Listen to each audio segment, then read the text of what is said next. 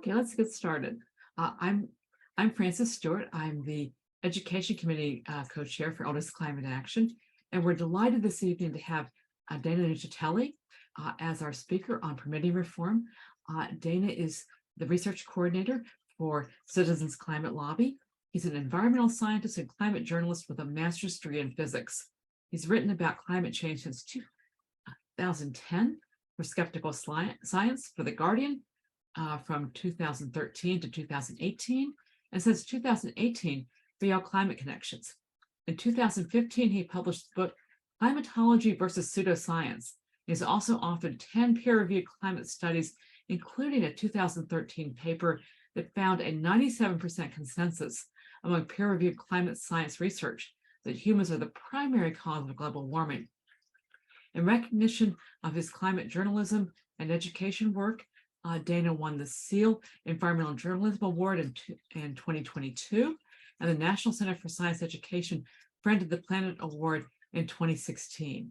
He's going to talk to us about a very important topic that we don't probably know yet enough about. So Dana, please take it away. Oh, and please put your questions in the Q&A box.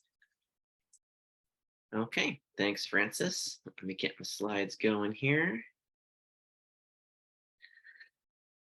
Okay, thanks everybody for coming tonight. So we're going to be talking about permitting reform, which is kind of the most important climate policy in the current session of Congress. So I'm going to go over a little background, what permitting even is, why it's important, what's the problem that we're facing that we're trying to solve with permitting reform, what are the concerns from environmental justice organizations, and what are the solutions? How do we get the problem solved? What are the different paths to get permitting reform done? And then we'll do some Q&A after about a half hour or so, if I can get through all that. So permitting, what even is it? So permit is just something that a construction project has to get the official green light authorization to begin construction work. They are very important because the permitting process protects communities and workers and the local environment from undue harm. So those are very important things to protect. But of course, the more permits you have to obtain and the more thorough permitting is, that's going to add more and more time and expense to whatever the project is. And so especially if we're trying to do a very rapid transition to clean energy technologies, then that's kind of a difficult balancing act that we have to get, that we're making sure to do the permitting process thoroughly enough to do all those protections, but also doing it quickly enough that we're not delaying this clean energy transition too long because we're trying to very rapidly decarbonize and solve the climate problem. So there are different types and levels of permits depending on the size of a project and where the project is located. So if you have a really big project that goes across a lot of different parcels of land, you might need federal and state and local permits to get the green lights to begin the project. Federal permits generally focus on impacts on really important issues like air quality, water quality, protecting wildlife, and protecting water resources and quality. And state permits generally cover those same general categories. And then local permits generally deal with making sure that the project is the right type of zoning and land use to fit that particular parcel that's being proposed to be constructed on.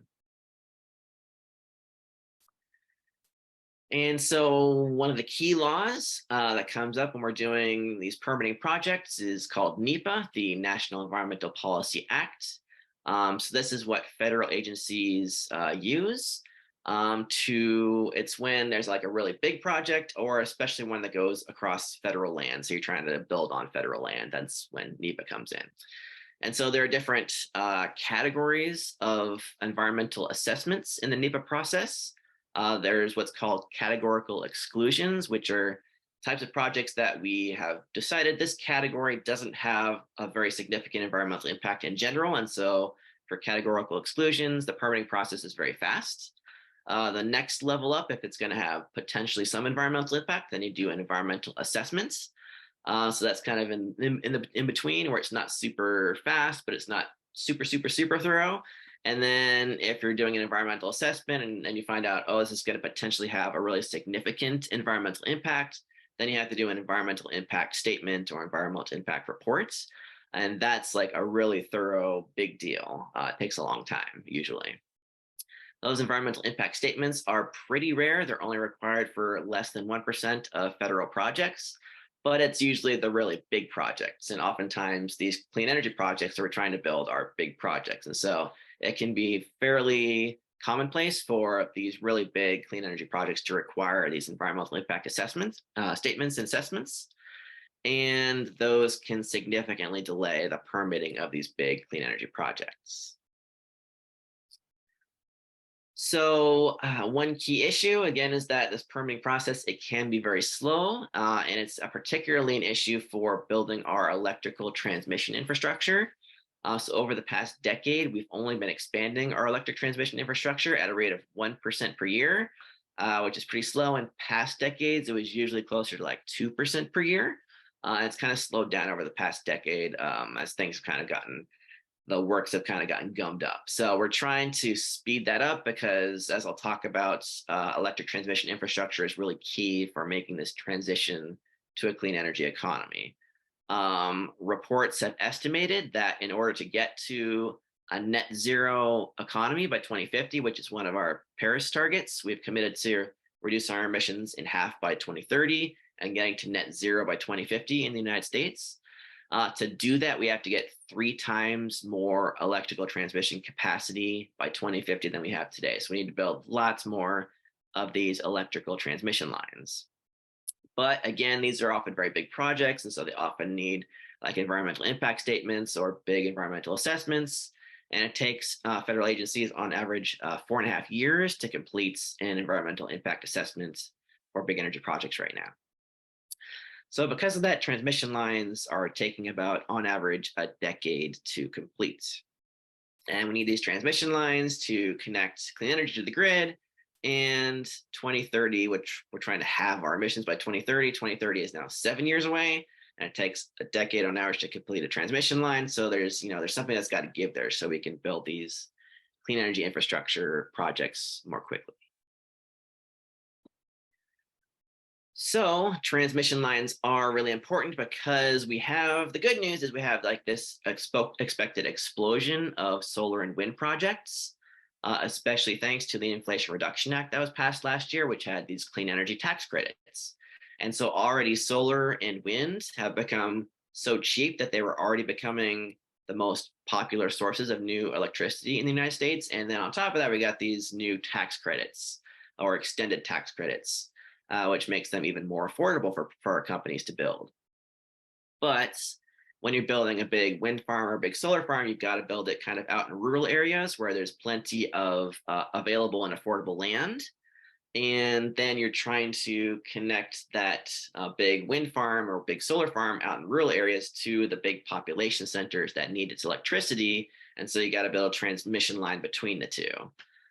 So like the good news, again, we're trying to, like, the estimates are that if we can succeed in getting all these Inflation Reduction Act projects deployed, we will triple the amount of wind and solar energy in the United States over the next 7 years. Just kind of mind-boggling. Like imagine all the wind turbines and solar panels in the United States right now, and then triple that. And that's how much we're trying to build over the next 7 years if we're successful with this. But we can only build all that if we can get it connected to the grid, which requires building transmission lines to make it happen. So there was a nice assessment of the importance of this infrastructure by this energy modeling group at Princeton called Princeton Repeats. So here you can see the blue is where we're trying to get it's our 50% cuts by 2030 under our Paris agreements. And then the black is like what we would be able to achieve thanks to the Inflation Reduction Act if building transmission lines were not a problem, if we could just build transmission lines as quickly as we wanted to, as quickly as like the economy demanded. Then you can see we would get pretty close. We would still need a few more policies to get us all the way probably to our Paris targets, but it would get us pretty close. It would get us to about 40-ish% cuts by 2030. But then they looked at, well, there are other constraints like the rate at which we build our transmission infrastructure. So we can see that here. The red here is the emissions cuts pathway we were on before the Inflation Reduction Act was passed. So we were on track to only get about 27% cuts by 2030. So basically halfway short of our Paris goal.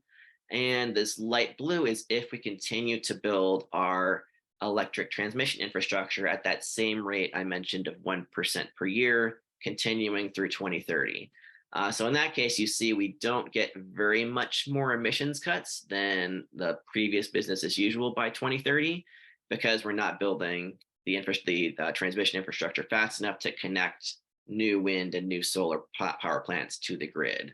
And then, but you can see like the blue is if we just up that to 1.5% per year construction of new electric transmission infrastructure. And then the black again is like if we build like at more than 2% per year. So if we can just speed it up like by 50%, then that would make a big difference. And if we can just speed up quite a bit, then that gets us, all those potential Inflation Reduction Act emissions cuts. And so the bottom line is that if we don't speed this up and start building our infrastructure faster, we're going to squander most of the potential emissions reductions from the Inflation Reduction Act, and we'll only achieve about 20% of the potential carbon pollution reduction from the Inflation Reduction Act by 2030 if we don't achieve like clean energy permitting reform and get this infrastructure built more quickly. So that's why it's really, really important for us to do, because the Inflation Reduction Act was this huge, like we finally got this federal climate policy passed, but we need to help it along to make sure that we don't squander those potential emissions reductions. So people often ask, like, if we speed up all permitting, aren't we also going to speed up fossil fuel infrastructure? And so I think this is a really useful chart from the Energy Information Administration that kind of helps answer that question. You can see this is the new electric generation capacity we built in the United States every year since 2000.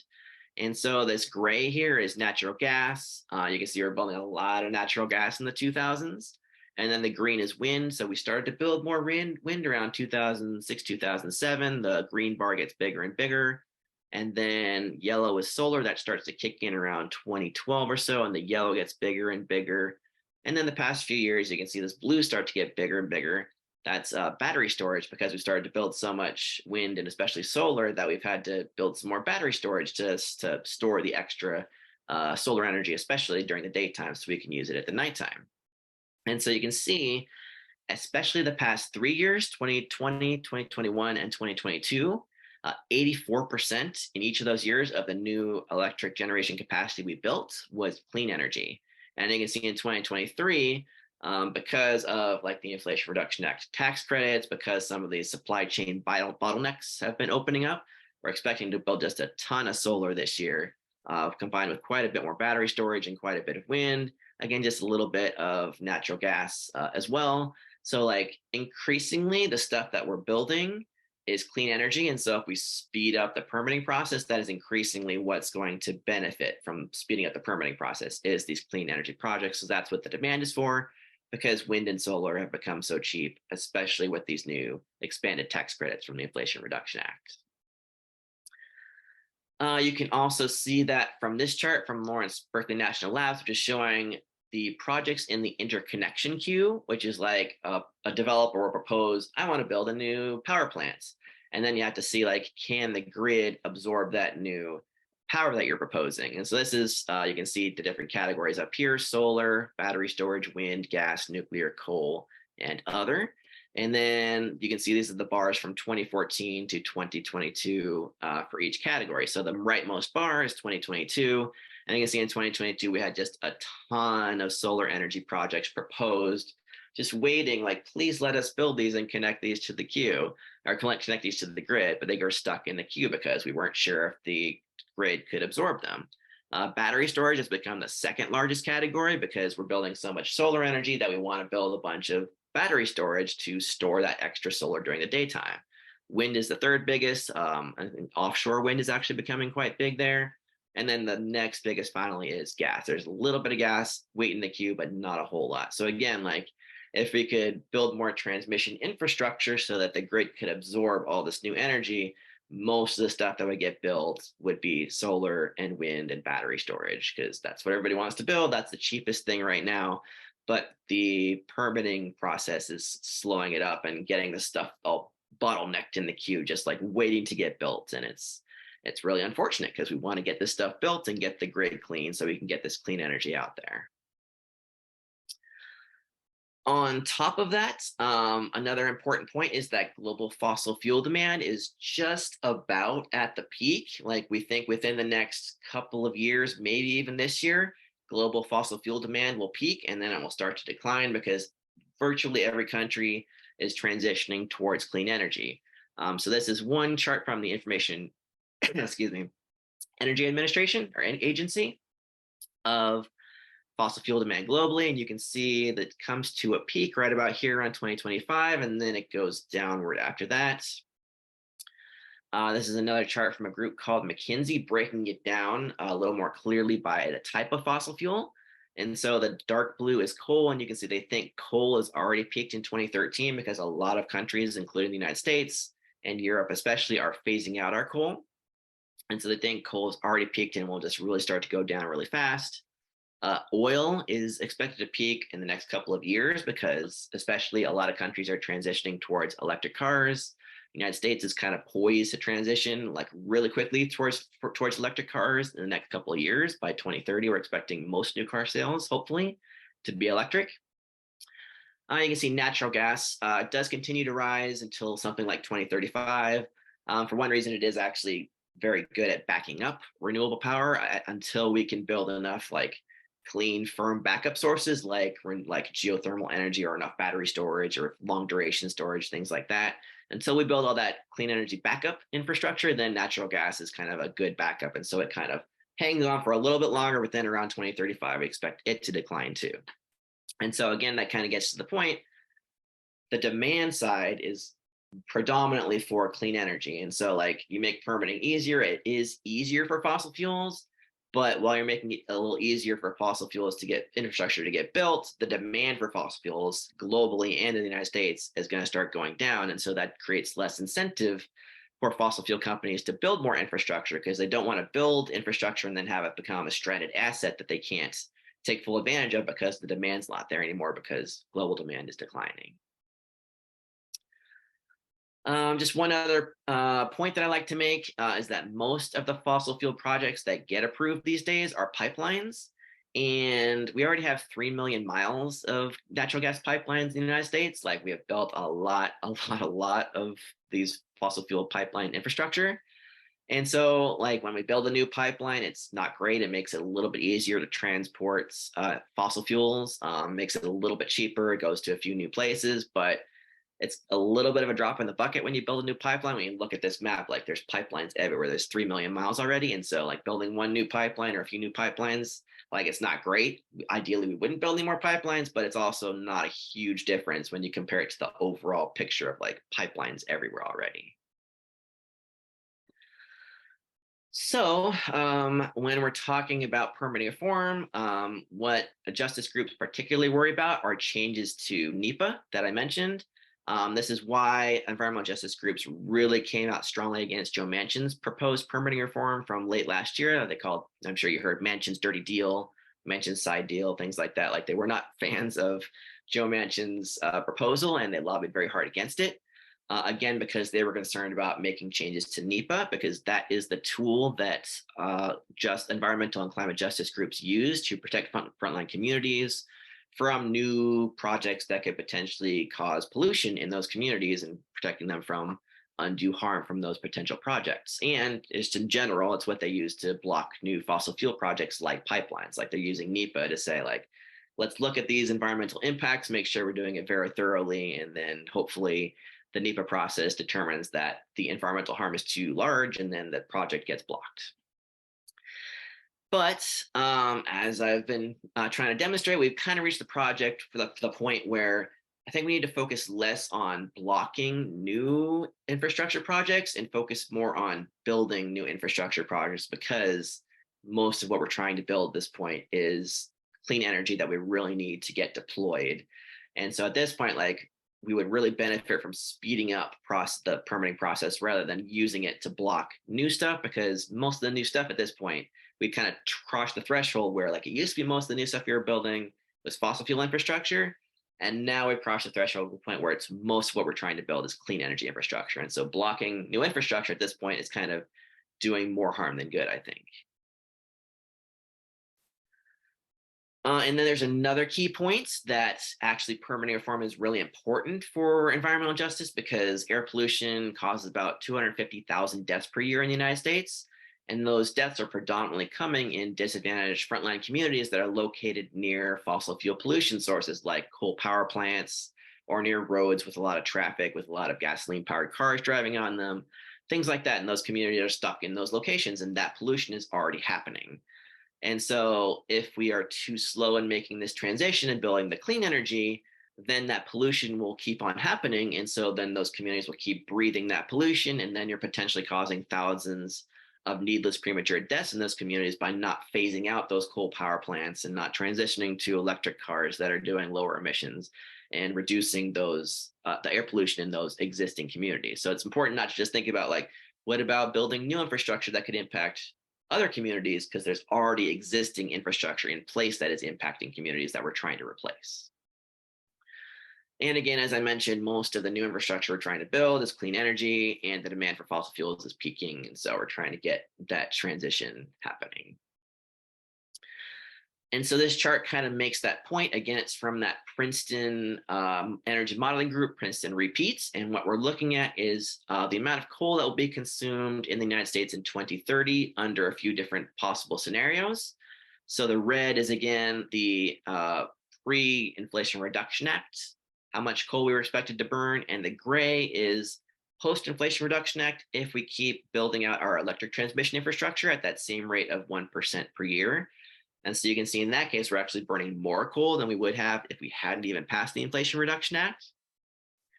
And that's because the Inflation Reduction Act does a lot to increase electricity demand, because it gets people, it gives incentives for people to buy electric cars, to put electric heat pumps on their home, to get electric heat pump water heaters, electric stoves, electric clothes dryers, things like that, that increase the demand for electricity. And if you can't build those wind farms and solar farms that connect into the grid, then what's meeting that increased electricity demand is fossil fuels. It's natural gas and it's coal.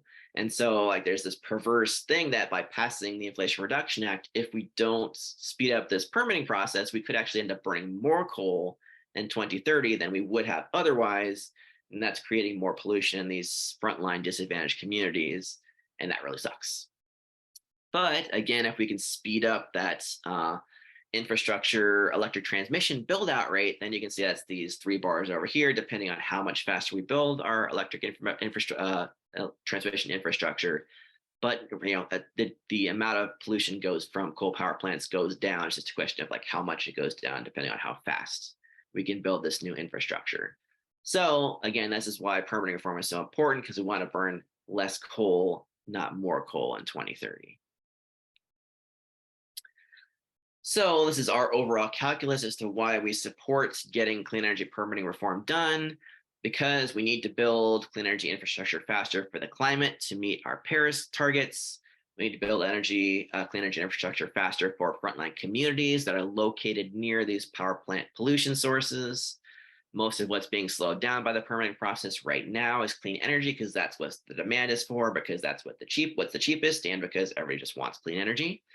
And so I think it's time to shift our focus away from the supply side and blocking new energy infrastructure and toward the demand side, realizing that the demand is predominantly for clean energy. And so making it more efficient and quicker to build new clean energy infrastructure. So that's kind of the background of, like, that's why we need to get permitting reform done. And a lot of people realize this from really across the political spectrum. Just a few quotes. Senator Tina Smith, who was really a big proponent and advocate and worked hard on the Inflation Reduction Act. She says we need permitting reform to get wind and solar energy from rural Minnesota to cities and towns across the country. We got Bill McKibben, has been writing a lot about this. He says there's no question we need both permitting reform and a kind of change in our attitude about this stuff. He actually just published an article basically saying like we need to become like the opposite of NIMBYs. We need to become YIMBYs and say yes in my backyard and start to encourage the building of more clean energy infrastructure. And Republicans too, this is an example of Representative John Curtis from Utah saying we all agree permitting reform needs to be done. I think we can get it across the finish line. So like lots of people understanding how important it is to get this done. And so how do we get it done? And there's a lot of different methods. So when I talk about permitting reform, like there's a lot of different avenues to get the permitting process reformed. And so some of them we've actually already done. The bipartisan infrastructure bill that passed toward the end of 2021 and the Inflation Reduction Act had some legal changes that'll help a little bit. And also the Inflation Reduction Act had some funding for federal agencies to do these environmental reviews, which is really important because if they have money, then they can hire more staff and devote more resources to actually doing these like environmental impact assessments. And so that just having those resources will help speed up the process somewhat. And then the executive branch and federal agencies are also doing what they can. A really critical agency is FERC, the Federal Energy Regulatory Commission. So they have proposed some rules that will help speed up the process, doing things like instead of just reviewing one project at a time, reviewing a bunch of different projects that are similar at the same time, things like that, just to, from their end, do what they can to speed up the permitting process. And then the Biden administration basically had like a roadmap for federal agencies, telling them to do things like make action plans when you're doing a permitting project, set timelines, and engage stakeholders early in the process, which is something I'm going to talk about some more. So they're doing what they can, but they're all limited in like basically given what their powers are and what their authority is to do what they can. And so you can give them more authority by doing federal law changes in Congress, which is where we're focusing CCL. We like to lobby Congress to get them to do good stuff in law on climate. And so that's where we're focusing. And so specifically, or at least in general, we're supporting policies that are going to add to America's capacity to transmit clean electricity, because as I mentioned, that is really key to getting these clean energy projects connected to the grid. We support policies that speed up the approval of clean energy projects that are waiting to be built, so we can again get those projects out of that interconnection queue that we looked at and get them built.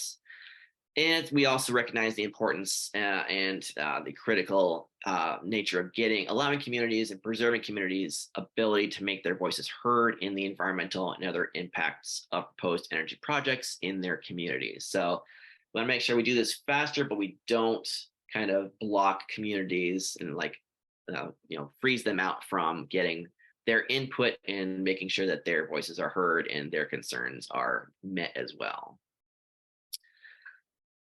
And interesting, the Chamber of Commerce kind of had this coalition letter. The Chamber of Commerce is not normally historically been like pro-climate policy, as you guys are probably aware. They've been very bad on climate-related policy in the past, but on this particular issue, I mean, there's a lot of industries that would benefit from a streamlined and more efficient permitting process. And so they all are part of the Chamber of Commerce. The Chamber of Commerce did this coalition letter. CCL signed on to it along with a bunch of other groups. Although we were the only specific climate group, which I think highlights that we need more climate groups kind of engaging in the clean energy permitting reform process. So anyway, they basically said we're united on these 4 principles: predictability of infrastructure projects, basically so we have a better idea of the timelines, how long it's going to take to get a project permitted, which makes sense. We don't want them to take forever. Efficiency, especially between different federal agencies, which I'm going to talk about kind of the details of different federal agencies working on projects, so making federal agencies more efficient, making them more transparent so that we can see like where in the permitting process are we for a given project. Like sometimes it's very opaque and we don't know like how long it's going to take or like how far along they are. And so making it more transparent makes sense. And I think really importantly on this letter, they talked about the importance of stakeholder input, allowing relevant stakeholders to be adequately informed and have the opportunity to provide input. So like even this letter from the Chamber of Commerce, so again, like that might be like raising red flags that the Chamber of Commerce is talking about this, but they're saying like it's important to make sure that impacted communities have their voices heard. We're not cutting them out of the process. So I think that was really encouraging to see that in that letter. So now I'm going to go through specific permitting reform proposal components. You don't have to pay too much attention to this chart. This is just kind of highlight the different permitting reform proposals I looked at. There were a bunch from progressives, a bunch have been from centrists, including Joe Manchin's, and then even conservatives, and have had a couple. And really importantly, one of them was House Resolution number 1 this year, which, each new Congress they save HR 1 for the issue that they think is the most important issue of the congressional session. And conservatives, in their HR 1 coming out of the House of Representatives this year was on energy and permitting reform. And they had a lot of really bad fossil fuel energy stuff in HR 1, but they did also have some good permitting reform stuff in HR 1. So we just need to kind of weed out the bad fossil fuel stuff and take the good permitting reform stuff. And that, I think, is potentially the basis for, or at least going to be part of, a permitting reform bipartisan package. But I think the good thing is they're saying this is our top priority. We recognize the importance of permitting reform. So I think that's the positive coming out of this. There was a lot of bad fossil fuel stuff, but at least they're saying permitting reform is our most important priority. And that's good. So just a couple more slides here. We're going to talk about these important specific components. So in our minds, the most important thing is getting transmission lines built faster, because again, that's the bottleneck that's holding up all these new clean energy projects. And so doing something, and there's a variety of different ways to do it, to get transmission lines built more quickly, especially transmission lines that go through several different states. Because right now, the process, when you have an interstate electric transmission line, you have to get permits from every single state that it goes through, and then often every single county and every single city. And there's a lot of permits you have to do. Whereas, for example, for an interstate natural gas pipeline, FERC has the authority over the whole thing. And that makes it we build interstate natural gas pipelines twice as fast as we build interstate electric transmission lines right now. So doing something like potentially giving FERC that same authority over transmission lines, or just doing something that makes transmission lines get built more quickly.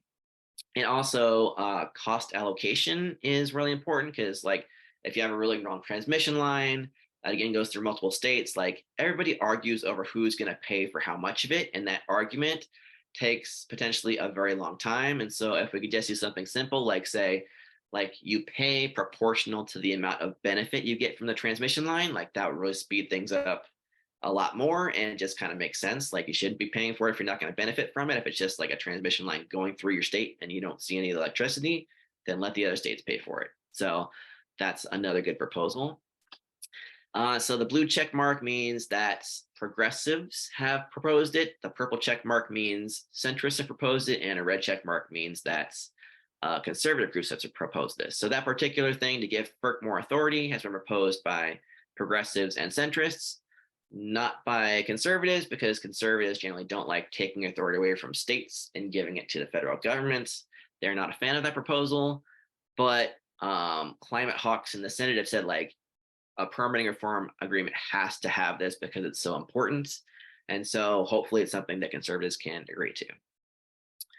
Another kind of category is making federal agencies more efficient and more transparent, as I talked about in the other slide. So some things you can do that, because oftentimes when you have a big energy project, there's multiple different federal agencies working on it. And so if you do that, you can say, for example, okay, let's pick one agency to be the lead agency, and the other agencies provide input, but that lead agency makes the final decision. And that really speeds things up, so that there's not a lot of disagreements and they're fighting over who gets the final say. Another simple thing is if there is a disagreement among the federal agencies, just establish a procedure for them to resolve that dispute, have them have a meeting within 30 days and then give them 30 days to resolve it one way or another. It's a really simple thing. You would think that they would already do that, but that's not currently in law. So just make that a law. Also, just setting goals for environmental review timelines, at least setting goals. And then trying to make the process more transparent so that they can say, like, here's where they are in the process and make that more visible. So those kinds of proposals, like, everybody across the whole political spectrum likes them. So that's really good. Like, I think that's really a good backbone for a bipartisan permitting reform agreement, that just all these pretty simple approaches to make when multiple federal agencies are working on a project, make it more efficient and make it more transparent. Along those lines, there is currently this program called Fast 41, which was put in place by the Obama administration, that does a lot of this stuff. It's basically like, for really big projects that are over $200 million in investment money, there is like a multi-agency committee or a council that basically, like, there's a bunch of like people from different agencies in charge of this, and they'll kind of expedite the process for these really important projects, these really big and important projects. And so again, they will have, like, it's very transparent.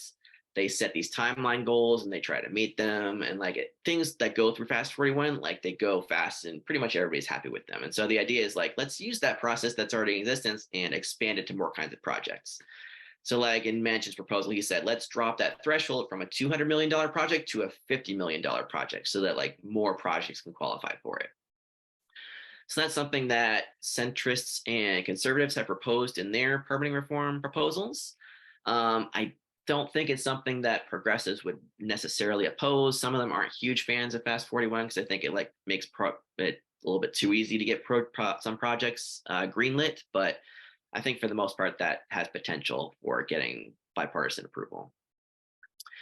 And then doing things to expedite approvals. So one good proposal that I like is, like, for federal agencies to basically create a map of the whole country and look for areas that have low environmental impact, and saying, okay, this area doesn't have, like, endangered species and things like that. This would be a good area to build a energy infrastructure project. So if you build here, we will have an expedited permitting process because we have predetermined that there is low environmental impact in that area.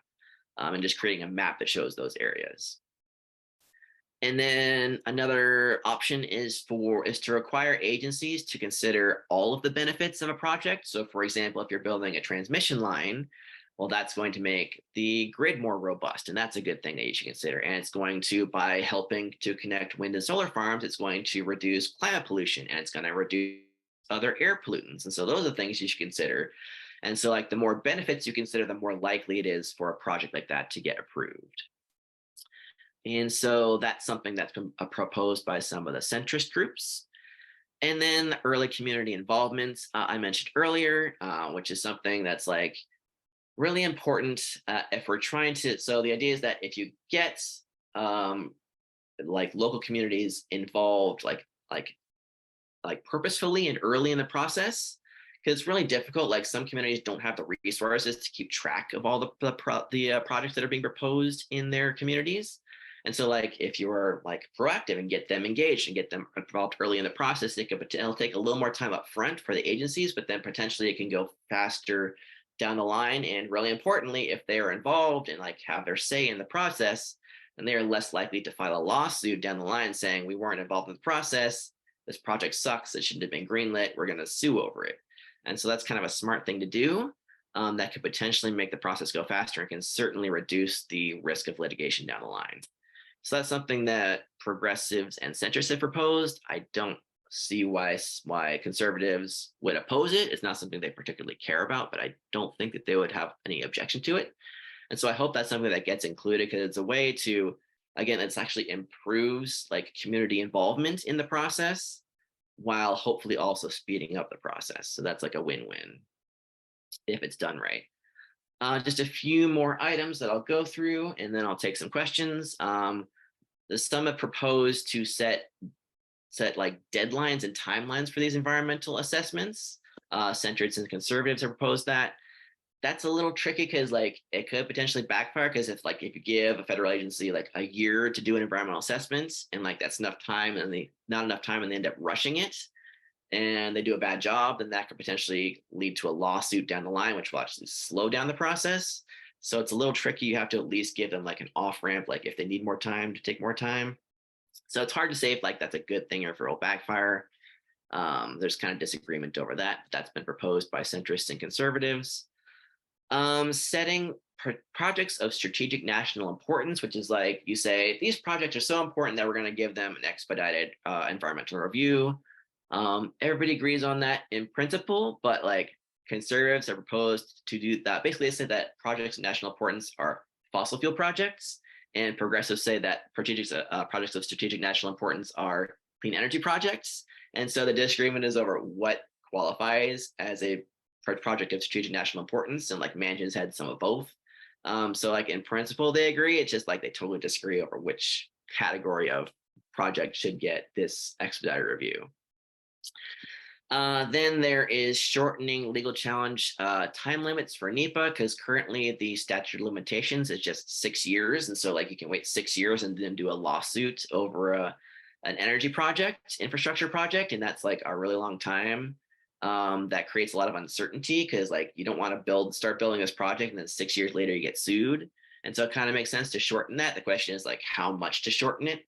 And so centrists and conservatives are proposed to shorten. It's just a question of like how much, but it's probably a good idea because 6 years is a long time for a potential lawsuit for an energy project. Progressives have proposed creating an office of transmission in FERC to focus, because again, transmission is so important. It's such like a complex grid of transmission across the country that like maybe create an office in FERC that focuses on like the overall structure of our transmission lines. It's kind of an interesting idea. To differing degrees, progressives and conservatives are opposed if a project has already had an environmental assessment and the project hasn't changed very much, then let them reuse that environmental assessment down the line, which seems like a pretty reasonable idea. Progressives have proposed that FERC establish environmental justice liaisons, again, to make sure that like environmental justice communities are being engaged in the process. And then centrists and conservatives have proposed reducing the permitting barrier specifically for geothermal power, because like geothermal is kind of similar to like oil and gas. They're doing a lot of drilling, but it's like lower environmental impact in general than drilling for oil and natural gas, but it has a much longer permitting process because oil and gas industry is very influential and has gotten a lot of categorical exclusions. And so they get to do a lot of very quick drilling for oil and gas that geothermal projects don't get. Like they have to get a lot more permits. And so like it just kind of makes sense, like give geothermal drilling the same like treatment as oil and gas, because it's lower environmental impact. It shouldn't be more oversight, more permitting barriers than oil and gas. And so I think that's kind of an interesting idea, because geothermal power is like potentially a really big source of clean energy, because like there's a bunch of heat below our feet and like we just have to kind of drill and build power plants, and it just takes a long time, so it's hard to do right now. So I'm going to stop there, and I will be happy to answer any questions that you guys have. Thanks, Danny. We've got lots of questions. I think one thing that shows the level of interest is the most common question is, can we get your slides? Yes, I will share my slides with you guys. Okay. I think probably the second most common question is people are interested in, distributed energy, particularly solar on rooftops, homes, warehouses, etc.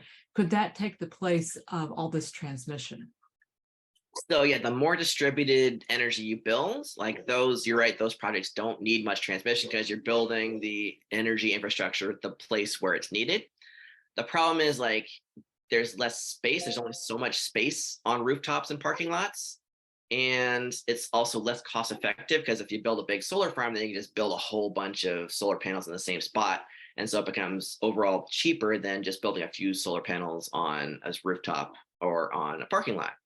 And so, yes, that does help a little bit, but basically the answer is like we need to build so much new solar and wind that we need to do like as much of both as we can. And so actually the Princeton group did like, what will it take to get to net zero by 2050 report. It's called the Princeton Net Zero 2050 or something, Net Zero America by 2050 report. And their estimate is that we'll get 5% or so of our electricity in 2050 from distributed solar, and something like 33% from utility scale solar. So like we will need both, but like again, there's just more limitations in terms of cost and space for utilities for distributed solar. So we're still going to have to build lots and lots of solar farms, and like distributed solar can't replace it. It can make it so we need a little bit less of utility scale, but we're going to need so much solar, like period, that we're going to need both.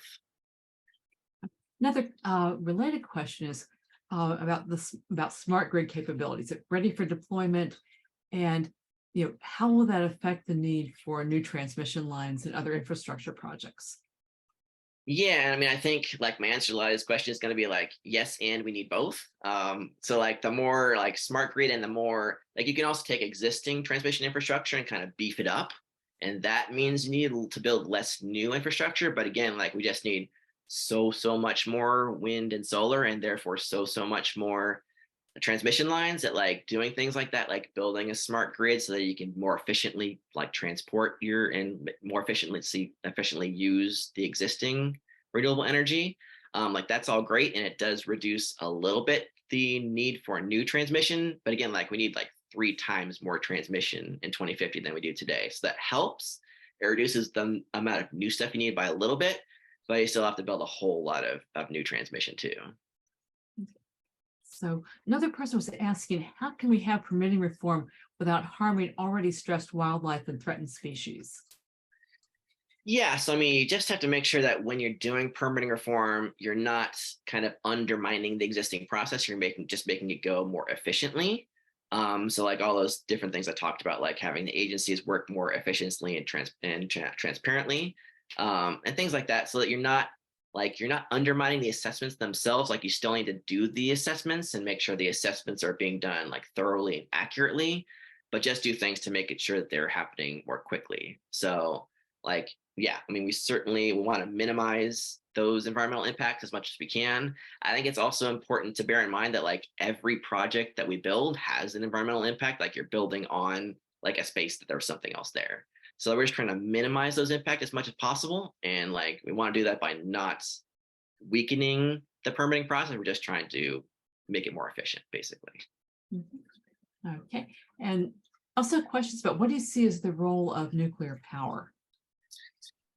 Yeah, I mean, nuclear is interesting. Like existing nuclear, I think keeping existing nuclear power plants going as long as they can keep going safely is a good thing. Like I'm in California and we've got the Diablo Canyon power plant that like we were really close to closing it.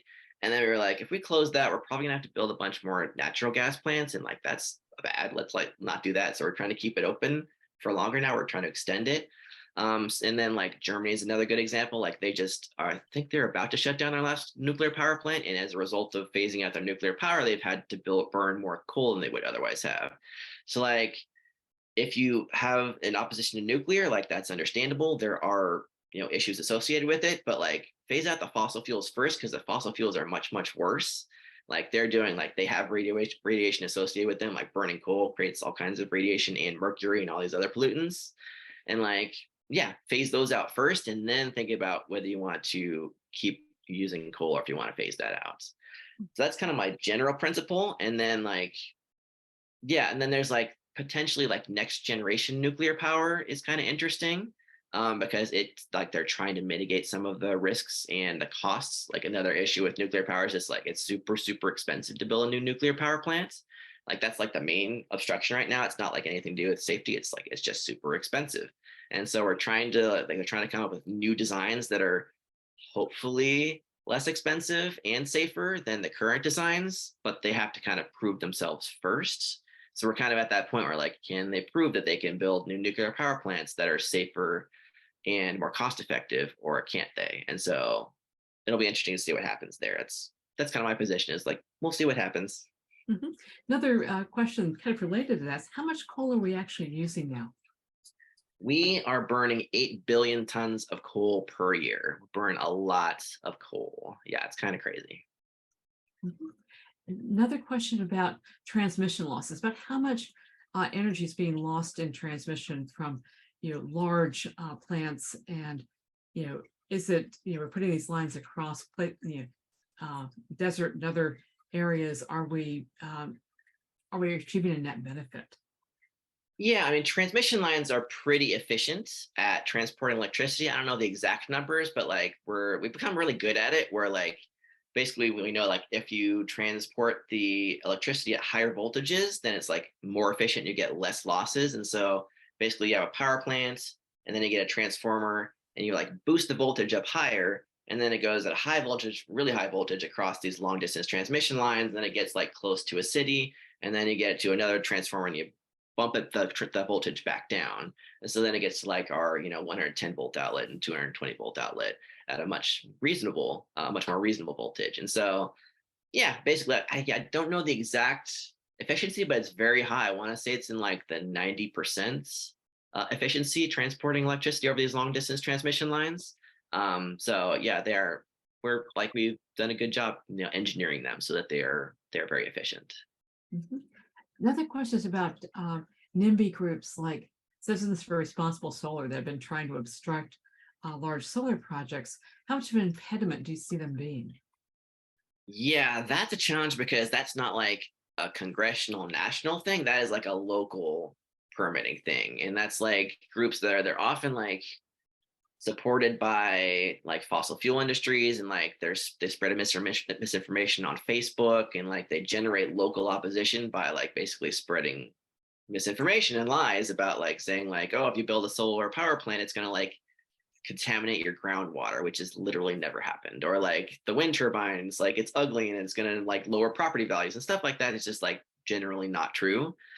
And so like combating that is really hard because like it's just like fossil fuel funded groups that are like very have learned to become very effective to spread misinformation through Facebook groups. So like I think the best way to combat that is like if you are in an area where there is a locally proposed clean energy project, to like make sure you go to like the local meetings and like city council meetings and things like that, and say like, I support this project for all these reasons, so that like the voices that they're hearing from aren't all oppositional voices. Like bring as many people as you can who support the project, and like basically have a countervailing force against the voices who have been misinformed. And probably on the national level, there's a question about how likely is it, do you think we can have reform legislation during Biden's present term that will satisfy clean energy and environmental justice communities? Yeah, that's a good question. Yeah, I think we're pretty optimistic that we will get some sort of bipartisan agreement that hopefully we'll be able to get enough votes to pass. I mean, it's tough because like the current Congress is divided, so it has to get a majority of Republicans in the House, and it has to get a majority of Democrats in the Senate, and it has to get President Biden on board. And so it's got to like satisfy everybody, which again is a really hard thing to do. Although, as I talked about, there are some components that everybody kind of agrees on, and so like everybody's kind of going to get some of what they want, and probably some of what they don't want. It's kind of like what we saw with Manchin's proposal last year. Like there was like some stuff that everybody liked and some stuff everybody didn't like, and then like it didn't have the votes to pass at the time, and there was a lot of opposition, including from justice groups. I think probably what comes out of this Congress is going to look pretty similar to what Joe Manchin's bill looked like. And so yeah, it's a question of like, will these justice groups be satisfied with like the tweaks and changes that are made to NEPA or not? And it's hard to predict. Like we have to see what comes out of it, and what they're willing to accept. Given that they opposed Manchin's bill, I would be a little surprised if they were able to support, like justice groups specifically were able to support whatever comes out of this Congress. But we'll see. Like I Yeah, can't speak for the justice groups. yeah. Hard to know. Yeah. So related question, why are the fossil fuel industries pushing for permitting reform? Are they trying to get in there fast so they can bake in the use of fossil fuels? Yeah, I mean, it's a little tricky because, like, as I said, like most of what benefits from general permitting reform is the stuff that's got the demand, which is the clean energy. But like faster permitting or a more efficient permitting process does benefit like a natural gas company or an oil and gas company that's trying to build a new natural gas pipeline. If like the process just happens more efficiently, then that's just better for them because like they have to expend less resources going through the permitting process. And so they generally think that's a good idea. I think one useful way to think about it is that like if you can get the permitting process more efficient, then you're quicker to getting to a yes or a no. And so like if you're going to like have a project that's has too much environmental impact and isn't going to be approved, like you learn that sooner. And like even that is useful. Like if like you don't want to spend like 10 years working on a project and then find out that it's not going to be able to go through, like you would like to learn that like maybe 5 years down the line. And so those are the kind of reasons that like even fossil fuel companies kind of support, like they just want to have answers more quickly, I think. And like like the permitting process, it just takes a long time, and like nobody likes that, including the fossil fuel industry. Another question was, with our increase in extreme weather events, is that going to complicate permitting?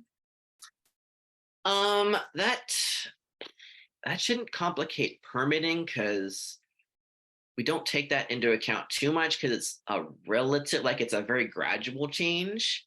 So like, yeah, I mean, it puts more stress on the existing infrastructure. And so that generally makes it so that you need to build more new infrastructure sooner to replace the aging existing infrastructure that gets more impacted by extreme weather. That's probably not a huge change, at least in the current climate. Like as we get worse and worse and worse climate change, which we're trying to mitigate, then that'll become more of an issue. But it's not so much of an issue in the permitting process itself as it is in like how quickly stuff needs to get replaced. Okay. Yeah. I apologize to all the people with questions I didn't get to. We could probably go on for hours on this. This is a fascinating topic, and Dana's a great source of information on this. Dana, is there anything you'd like to say to wrap up? Just thanks for having me. I'm glad you guys are interested in this topic because, like I think it's like by far the most important climate issue that we're facing right now because we want to make sure we don't end up squandering those great benefits that we passed in the Inflation Reduction Act. So thanks for being interested and thanks for having me on. And great. Oh, and another question was, can we get your contact information for people to get in touch with you later? Yeah, it'll be on my slides and I will send you guys my slides. Okay. And we will make sure that people get all of that. So we've got some other great programs coming up. In June for our national call, I'm sorry, in May for our national call, we're going to have Sam Ricketts from Evergreen Action talking about 100% clean energy. And even before that, we are co-hosting a talk by Michael Hoffman, Cornell University, on our changing menu, climate change and the future of food. We all eat. That's important for everybody. And that's going to be on May 11th at 3 p.m. Eastern Time. And we will be sending out information about how to register for that in the next newsletter. So thank you all for coming. And we look forward to seeing you next month. Take care.